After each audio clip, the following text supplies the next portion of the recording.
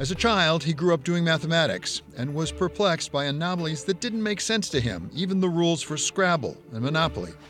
So he changed the rules. He couldn't make mathematics work for him the way he would have liked, and in a way that would let him follow in the footsteps of his actuary father, and so he turned to economics.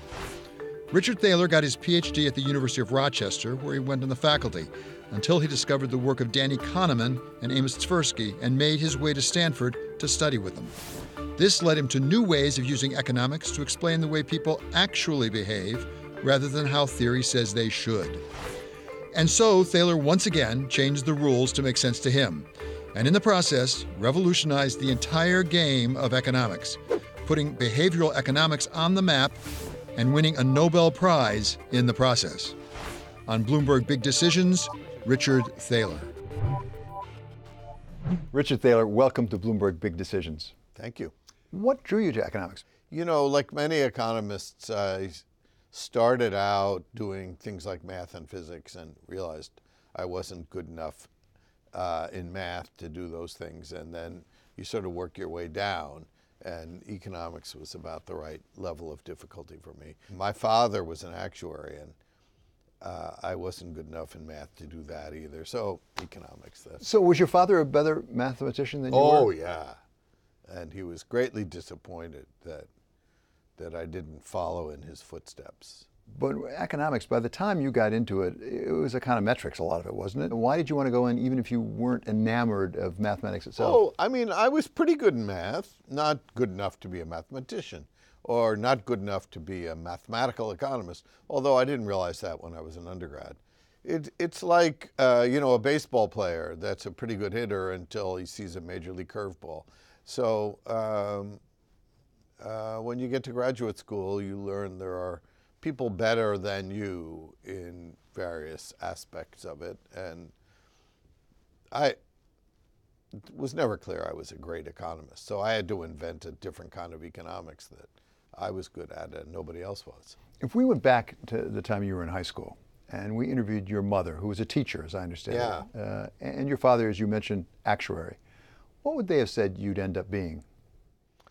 Oh, I think my father was deeply worried about that and wasn't sure. He was hoping that I would become an actuary. I had a brother who did go down that path. But, I think they just hoped I would get a job somewhere. I think it wasn't until I was in my mid-40s that my father thought that I might make something of myself. From an early age, were you seeing anomalies of different things? Were you wondering about why things worked the way they did? Yeah, and I was never happy with the way things were normally done. So when I used to play Scrabble, I was always frustrated that half the time you'd have 7 consonants, and that wasn't any fun. So I invented what I thought was a better way to play Scrabble, which was you put the tiles into 3 bags: vowels, consonants, and high-numbered letters. And you could choose if you had 4 letters, you could say, I'll take 2 consonants and 2 vowels. And then every time you played, I think it was 7 tiles, you got one of the fancy ones. And that would take the luck out of it. And I had my own rules for Monopoly, and I like improving things. Well, I wonder whether that has an analogy with what you do with economics. You said you were not the best mathematician, a good one, but not the best mathematician or econometrician.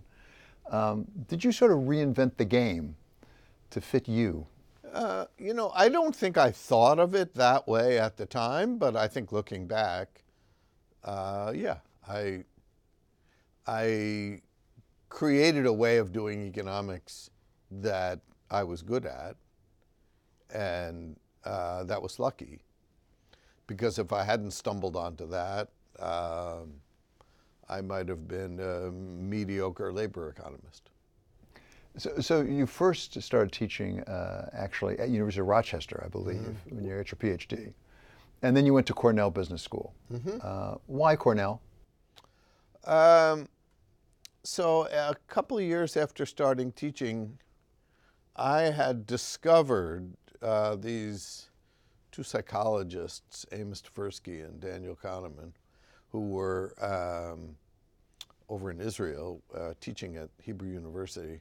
And I was quite taken with what they were doing. And I got wind of the fact that they were planning to spend a year at Stanford. And I made it my business to figure out a way to spend that year at Stanford as well. And during that year, I decided, okay, I'm going all in, if we're speaking poker language, to this new thing I had been thinking about. And I decided the University of Rochester wasn't the place to do it because it was very old school, very Chicago school, which is kind of ironic since that's my current employer. So I went on the job market, and Cornell made me an offer. How did you discover Kahneman and Tversky? If they were over in Israel, how did you come across them at all?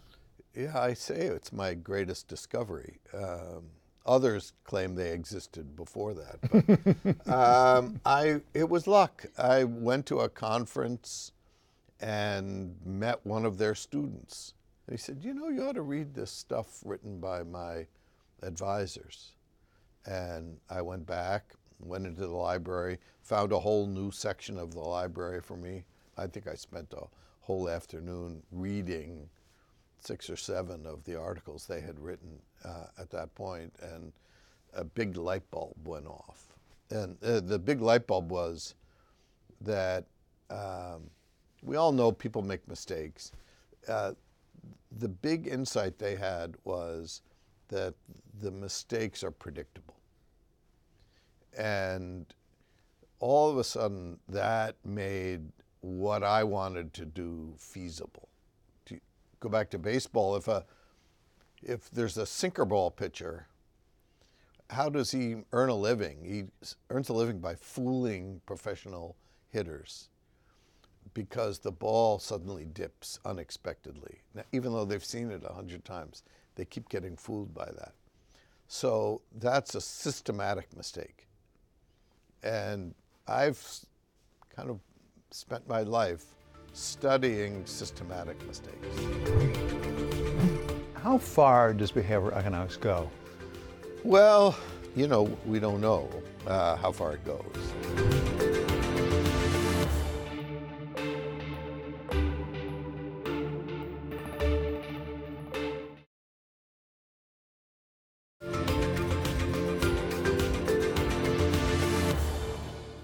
How far does behavioral economics go? Does it revise the entire foundations of economics? Does it sit to the side of traditional economics? Well, you know, we don't know how far it goes. How far does it go now? I think it's not really possible to do most of what economists do properly without being aware of the fact that the agents that you're studying are not as smart as you're giving them credit for. So that's true for macroeconomics. If we're going to do some stimulus program, what are people going to do with the money? Here's a question the Obama administration faced. So early on, we're in the midst of this financial crisis. There's a tax cut. Should we send everybody a $1,000 check, or should we give them $20 a week? Same thing. Well, economists would say it makes no difference. So if you ask me what to do, we want them to spend the money. I would say dribs and drabs. And the reason is, we know that if people get a lump, they're more likely to save it. So given that point in time, 2009, where we wanted people out spending, just put it into their paycheck, and the people who are living paycheck to paycheck, they won't really notice it, but they'll run out of money less soon. And so they'll spend more. That is what the Obama administration did.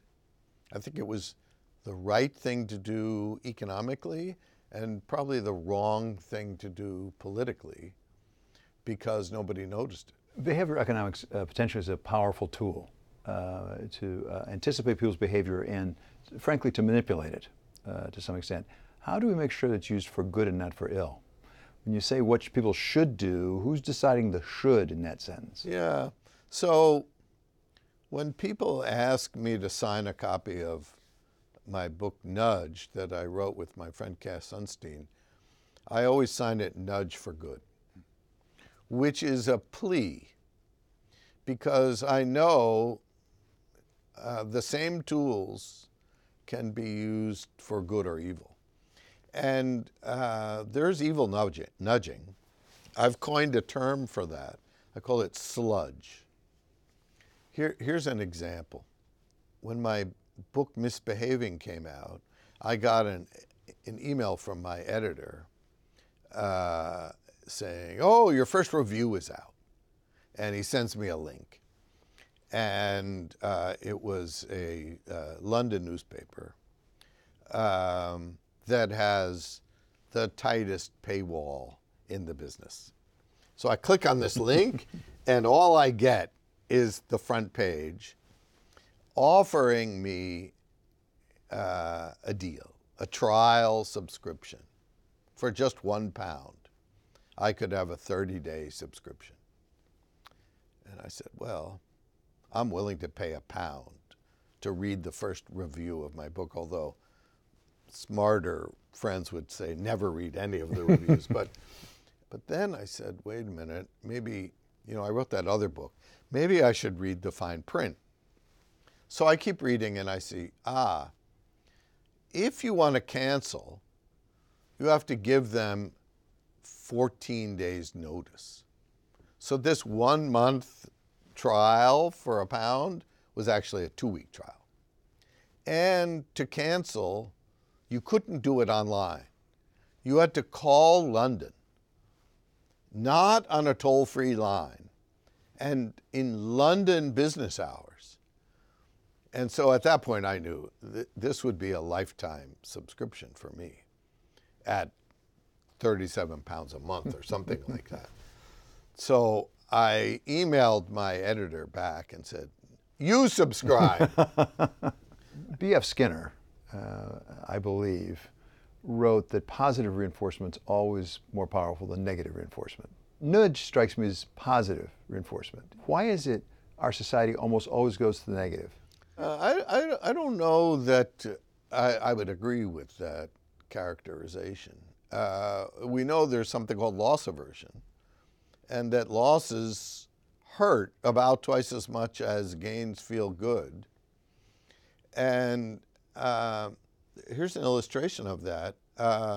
Some colleagues of mine at the University of Chicago, including Steve Levitt, the Freakonomics author, ran an experiment in a local school. And what they were trying to see is, what if we gave teachers more incentives? Would the students do better? And one of the experiments was they offered the teachers a $5,000 bonus if the students improved by X. In another condition, they gave teachers $5,000 at the beginning of the year, and they said, unless your students improve by X, we're going to take it back. So what happened? Well, the taking it back worked better, but the teachers hated it. And so you couldn't really use it. So yes, they would work harder, but they would look for another job. And if you think about it, is there anywhere in business where there are negative bonuses? I don't know of any. Right? No. And, in the financial services industry, almost everybody gets a big share of their income in terms of a bonus, but even clawbacks are rare. They shouldn't be. You have a little side business going. Yeah. Fuller and Thaler. Do you have an unfair advantage? I mean, This business is so easy. Yeah. So that was a joke.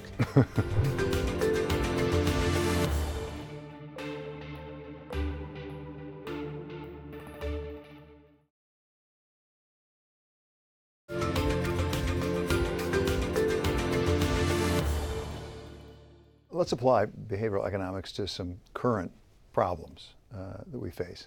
And let's start with gun violence. Is there an application that could help us with gun violence? Well, certainly one thing you can do is an educational campaign. Many people buy guns because they think they want their family to be safer. Now, many of those people are surprised to learn that twice as many people die from gun suicides as gun homicides. And the most likely thing that happens, especially if you buy a handgun and keep it in your house, you're increasing the chance that a family member commits suicide. What about the opioid crisis? What could be done using behavioral economics? Here's a nice experiment. It's not the solution, but it's an illustration of what you can do. So doctors are part of the problem. You go in and you decided you were young and you would try one of those scooters and you fall off and you break your wrist. And broken bones are painful, so they give you a prescription for some kind of strong painkiller. And what would happen is they would write a prescription like for 30 of those pills. And most people, 2-3 days is enough. Why would they give 30? Because it's easier, right? Then it saves some steps. So an experiment I'm quite fond of was doctors were informed anytime a patient they had written a prescription for opioids died.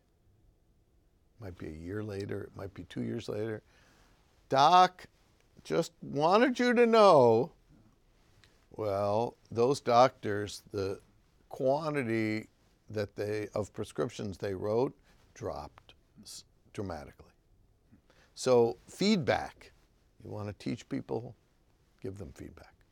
Macroeconomic policy. We have very low interest rates. Part of the theory is let's encourage investment, capital investment. That'll get productivity up, get growth going. Doesn't seem to be working the way one would have predicted. Are there other ways of encouraging capital investment that could help the economy overall? Let me say two things about that. One is I'm not that surprised that low interest rates don't do the trick. And the reason is that that's not the way businesses work.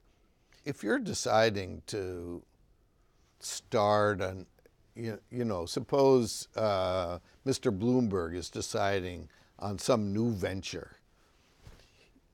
He's got some guesstimates as to what that business is going to do. And if he has to borrow at 2% or 3%, it's really not going to make a difference. Here's an idea that I got from the well-known economist John Stewart. And it is that if we want to encourage entrepreneurship, people to start new businesses, and they're not Mike Bloomberg, so they're worried about what's going to happen if this new venture fails, make sure they have health insurance. Lots of people are worried about what will happen to my family if this venture fails and I can't afford health insurance. If everybody has health insurance, I guarantee we get more business startups. It's a very counterintuitive idea. People think, these Nordic countries with their social net, it's discouraging incentive. No, it's allowing people to take risks. It's why lots of children of rich families start businesses because they're not going to be out on the street if it doesn't work. Yeah, they have a cushion. They have a cushion. Let's right. apply behavioral economics to asset management. You have a little side business going. Yeah. Fuller and Thaler. Do you have an unfair advantage? I mean, did you just absolutely raking it in because you know what the rest of us don't know? Right. Yeah. But what are the biases? What are the irrationalities that you look at? This business is so easy. Yeah. So that was a joke. Beating the market is hard. So we think that the only really reliable, and which does not mean sure thing, but reliable way of having an edge in investing is behavioral. When Fuller and I started this firm, we had a tagline called the Behavioural Edge. And the edge is we think about it differently. So what we're thinking about is, what are the mistakes other investors make? And they basically fall into two categories, or at least we put them into two categories: overreaction and underreaction. Overreaction, the market moves more than it should as a result of some news event. Underreaction, they don't pay enough attention. So we divide things up into those two big bins. Then we try to find situations in which those things are likely to happen. So, for example, value investing goes back to Benjamin Graham. And buying cheap stocks, on average, gets you a couple percent return. There's an argument about whether my golf buddy Gene Fama says that's because those stocks are risky. We on the behavioral side say that's because they're mispriced. That's an argument that Gene and I can hash out on the golf course. But what we try to do at Fuller and Thaler is say, okay, among those value stocks, which are the ones that are ready to stop being beaten down? So what you need is, in value investing, is you need a company that the market has undervalued and will change their mind about. Because otherwise, they'll just stay undervalued. Looking at your life and all the work you've done with irrationality or biases, what's the biggest irrationality you've experienced personally? The biggest bias you've identified in your life personally? Oh man, that's a tough one because there's so many things to choose from. You know, I think I'm not different than anybody else. Maybe overconfidence is the biggest thing that we should all worry about, because when you're really sure you're right, you're probably not. And I'm fortunate that I have a very skeptical wife whose favorite expression is, "Are you sure?" Richard Thaler, thank you so very much. Great pleasure. My pleasure. Terrific.